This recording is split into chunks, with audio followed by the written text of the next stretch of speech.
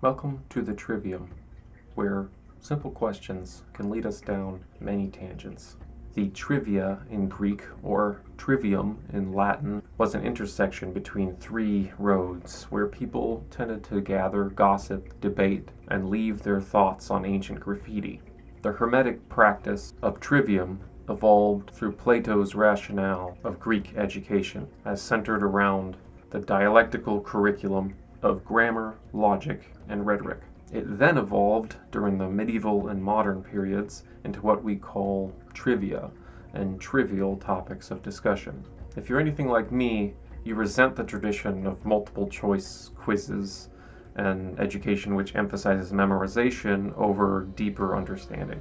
Factoids may be the content of knowledge, but context and mental modeling are how you truly integrate knowledge, transmuting it into something more useful: wisdom.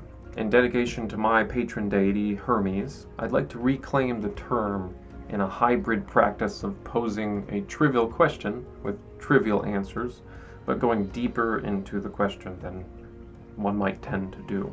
Our Discord server compiled a few history questions for me to choose between in this episode, and I chose one that kept unraveling in my mind. What was the oldest city in Mesopotamia? But I have bad news for you.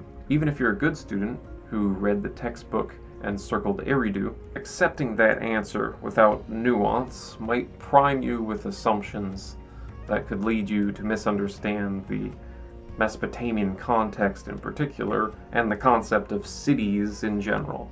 So instead of accepting that question at face value, let's investigate it.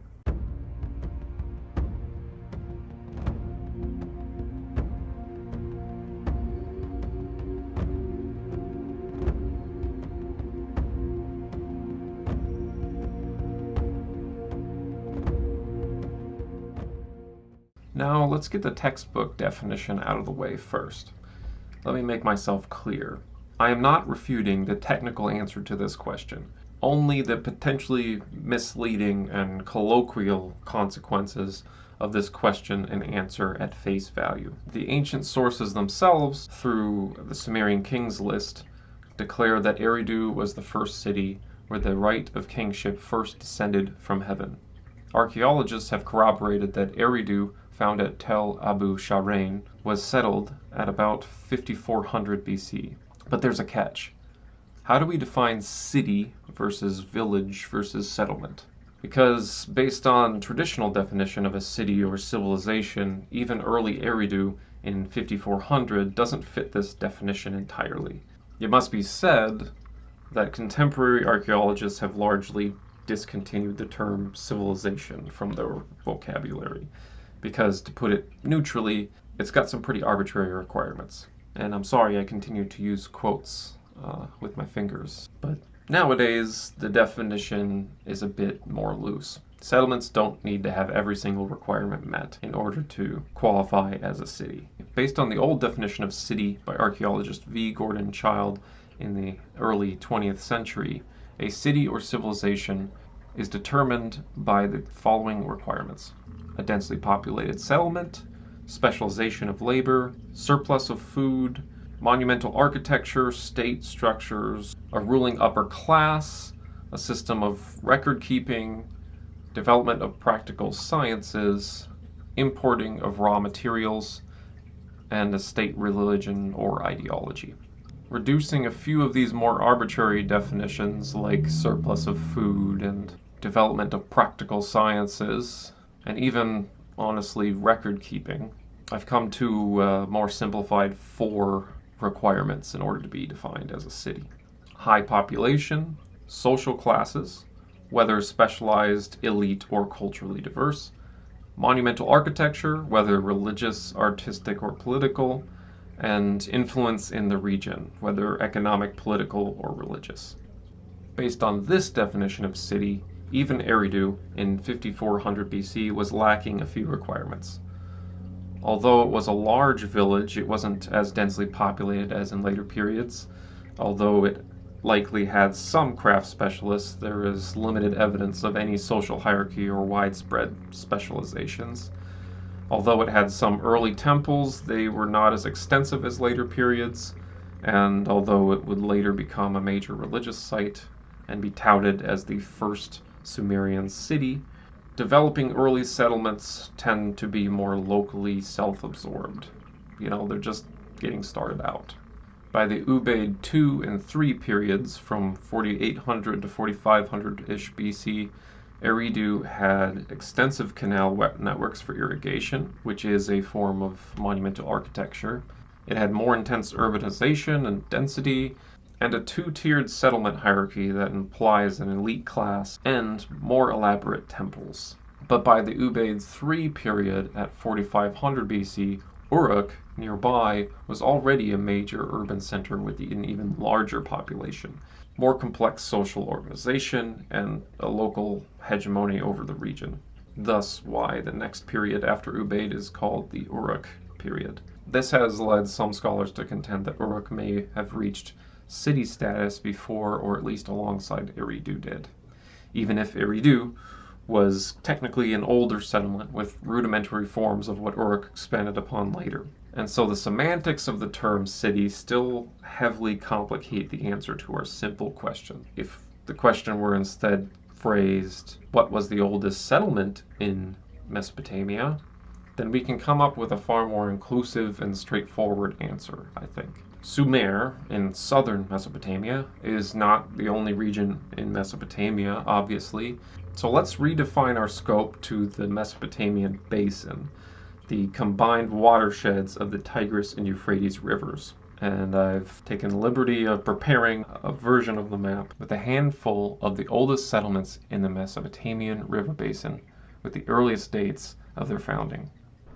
If we look at Susa, for an example, the capital of the Elamites, we see that it was originally settled in 7000 BC, and even that predates the settlement date of Uruk and Eridu. The number after the semicolon is the date when that settlement could then be defined as a city. So I've tried to include both the settlement date and the city date in this map, when there is one. When returning to Sumer, we can see Tel El Oweli, if I'm pronouncing that correctly, was founded in 6500 BC and is the oldest of all three of those sites. However, the second number is non-existent. It's a dash. That means that that site never developed into a city. In fact, Uruk itself only has one number because when it was founded, it very rapidly developed into what we can call a city, which is interesting because from what I can see, it seems as though Tel El Oweli was settled in 6500 and then people maybe relocated to a more planned settlement, a planned city, by the time that the ideas of cities around 5000 BC started to spread, perhaps, from Eridu. And that's something you're not going to get very simply if you just look at Uruk and when it was settled. You might not realize that this very close settlement nearby might have effectively been old Uruk. Now let's head a bit further north and further back in time to the upper Euphrates River and Tel Abu Hureyra. Clearly seems to be the oldest settlement in Mesopotamia. And this is generally not controversial because it's also the oldest settlement to use agriculture on a large scale. Its agricultural use kind of ramped up after 6000 BC. I have a question mark there because there's a lot of elements to the city organization that was proto-city-like. They had monuments, they had irrigation, they had elements of class. If we have a looser definition, like maybe my definition of a city, I would say Tel Abu Hureyra was a city by 6000 BC, which blows every other site here in Mesopotamia out of the water. Now, there was a period of time in between its settlement in 11,000 and its proto-city status in 6,000. There was a moment that it was uninhabited. There was a comet that may have actually impacted it, but that's a whole other episode. In 11,000 BC and all the way up to 9,000 around the other sites nearby, Gobekli Tepe, as everyone knows, throughout the 9,000s, people were kind of slowly transitioning from hunter-gatherer to temporary semi-sedentary sites. A little bit of farming and agriculture and more like permaculture, just kind of having various different things that they planted around. And this is a practice that began with the Natufians, a whole other episode, over here in the west, in Canaan. Tel Abu Hureyra is thought to have been settled by the furthest northern branch of the Natufian culture. They were the first farmers, and I have a site here, Anon, that is a site next to a lake where some very early rudimentary kind of semi-sedentary seasonal agriculture was happening, and then ultimately transitioned to a permanent settlement. We can see Jericho, also founded originally by the Natufians, and although it's outside Mesopotamia, there's also a question of when it became a city. It had city walls, as we call them, by 8000 BC, which is insanely old, but a lot of scholars define it as being an official city by 2600 BC, so like way later. So you can see right there with Jericho, there's like two competing conceptions, like what a city is. There's a lot of proto-city elements to Jericho as old as 8000 BC that definitely predate anything in Mesopotamia, even Tel Abu Hureyra. All of these social structures that we arbitrarily define as civilization, that narrative puts forth that the idea of civilization mythologically came from Eridu and the Sumerians and traveled up the Euphratean River and into Canaan from the other direction. And that's interesting because it's as though agriculture and proto-cities spread from Canaan into Mesopotamia, but then this epitome of the city-state spread out politically from Sumer back into Canaan. As always, if you want to help support the work that I do in the research and the mapping, you can go to our Etsy or our Gumroad at Studio Pandemonia. We have charts, we have candles, we have shirts, we have potatoes, and we will have maps coming soon. We can follow the spread of settlements from the upper Euphrates into lower Mesopotamia and Sumer through a series of archaeological sites from the Halaf and Hassuna cultures up north through the Sumer culture and down into the Ubaid culture, which became Sumerian.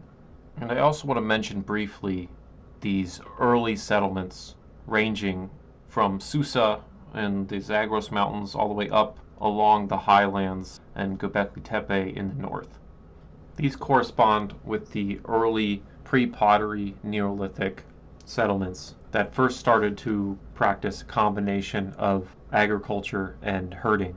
Many of these areas are where some of the first animals like goats, sheep, and cattle would have been domesticated. The area around Gobekli Tepe is a bit more controversial, but really shouldn't be. It lies on a highland surrounding the Haran Plain. It's named after Haran, the city in the middle of the plain, which is not far south from Gobekli Tepe. Gobekli Tepe and its sister site on the eastern side of the plain, Karahan Tepe, are considered to be monumental architecture, but there's no evidence that people lived on Gobekli Tepe. Most scholars speak of it as a hunter-gatherer site rather than an agricultural site. That is a little bit misleading because not very far south from Gobekli Tepe is the site Balaklegal Hoyugu, which is actually underneath a modern city, which during Greek and Roman times was called Edessa and today is called Urfa. Although Gobekli Tepe only had monumental architecture, at the foot of its hills is this Neolithic settlement, which was agricultural and did have people living in it from 9400 BC. Only about 100 years before Gobekli Tepe is said to have been built. How this doesn't come up more often when people talk about Gobekli Tepe being agricultural or not, I don't quite understand. To me, it looks like it was a religious or other kind of monumental site that was built up in the highlands above the settlement itself, probably by those same settlers. Karahan Tepe is a little more interesting because there is evidence of people living in Karahan Tepe as well as it being monumental. Karahan Tepe never went on to become a city. Balaklegal, Hoyugu, obviously today it is a city and it has been a city for a very long time. because archaeological sites within and underneath cities are actually quite hard to excavate, I couldn't find any definitive information on when it was that this site nearest to Gobekli Tepe would have become a proto-city or a city, historically speaking. Nonetheless, that doesn't make it any older than Tel Abu Hureyra, but it does tie it more directly to the Euphratian tradition of agriculture. Now, Karahan Tepe, Gobekli Tepe are part of a larger complex of monuments called the Tash-Tepeler phenomenon, and it includes one site that I showed on here more in Anatolia, Catalhoyuk, which is a little later site, implying that people migrated from Mesopotamia or Upper Mesopotamia into Anatolia, but it actually had a much larger population, much quicker than those places, and a good amount of complexity, but that of course is for another episode that I certainly have planned about the homeland of the Anatolian Neolithic farmers who settled most of Europe. And with that, I think we almost answered our question. What is the oldest city in Mesopotamia? Well, that would depend on your definition of city. What is the oldest settlement in Mesopotamia?